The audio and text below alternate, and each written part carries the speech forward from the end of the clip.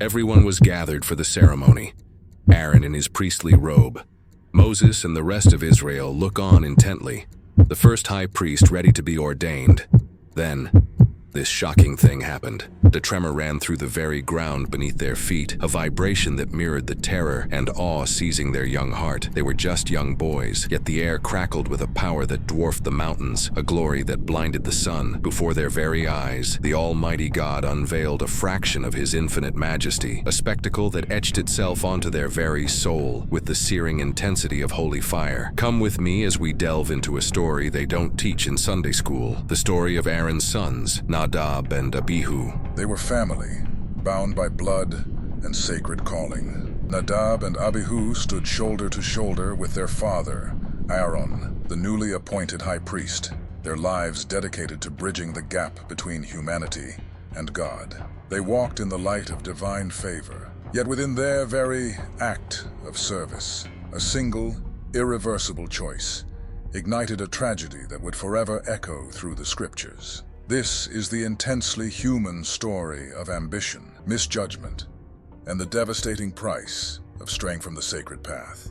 The book of Leviticus recounts the momentous day when Aaron and his sons were consecrated for their priestly duties. The glory of the Lord appeared to all the people. The people witnessed this divine acceptance with shouts of joy and fell on their faces in worship. God had established the order of worship, detailing precisely how offerings were to be made and incense was to be burned. This was a sacred trust, with specific instructions laid out by God Himself. Now, imagine the scene shifting.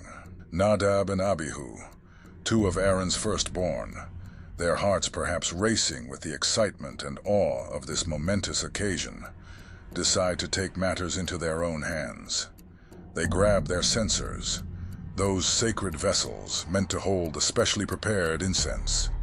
But instead, they fill them with strange fire that God had not commanded. Perhaps they thought their offering would be just as pleasing, a little improvisation in the face of such overwhelming divine presence. Maybe they were carried away by their own sense of importance, their newfound priestly status. But the divine is not to be trifled with. The very holiness that had just manifested in glory now erupts in judgment. In a flash, a consuming fire bursts forth from the Lord Himself, and in that instant, Nadab and Abihu are struck down, their lives extinguished before the very altar of God. Silence descends, heavy and absolute. The sweet aroma of the commanded incense is now mingled with the acrid smell of sudden death. Aaron, the father, the high priest, is struck dumb with grief, and perhaps a chilling understanding of the absolute sanctity of God's commands. Moses, stern and resolute, delivers the sobering words, "This is what the Lord has said. Among those who are near me, I will be sanctified, and before all the people, I will be glorified." Their story, though brief and brutal, echoes through the ages.